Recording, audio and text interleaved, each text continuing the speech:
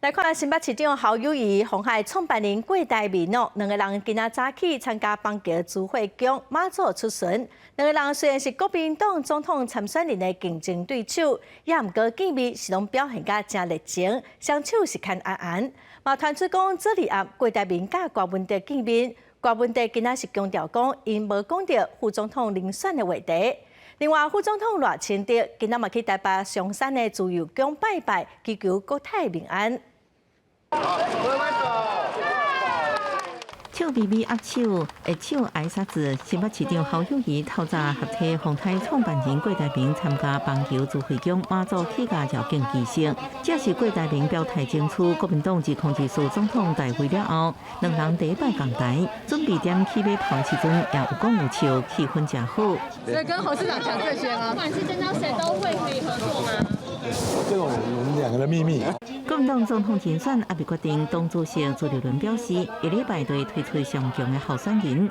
啊，不过线风声七早暗时过挂必会消息，也互那边合声兴谷起来。国民党证实有甲郭台铭见面，啊，不过过程中无讲到副手的议题。什么叉叉配的、什么立委什么都没有谈到啊，但我们是争取所有的支持嘛，就这样。我还是一样的，我觉得态度是这样，人家问我们就，人家要来找我们也不会拒绝人家嘛。郭董、柯文哲都是我们认识多年的朋友，愿意为国家、为人民多做事，我们都用这样一个信念，好好的面对，如何让我们国家的人民能够安居乐业。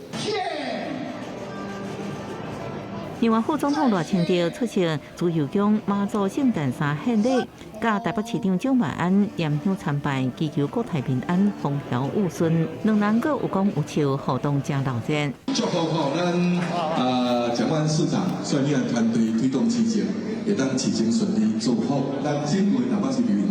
备战日控制署赖清德也补强阵容，竞选办公室发言人传出，拍后大将新北市议员戴伟山、台北市议员赵以翔、加前台中市议员陈世凯也要加入强化战力，要伫最近来公布。记者综合报道。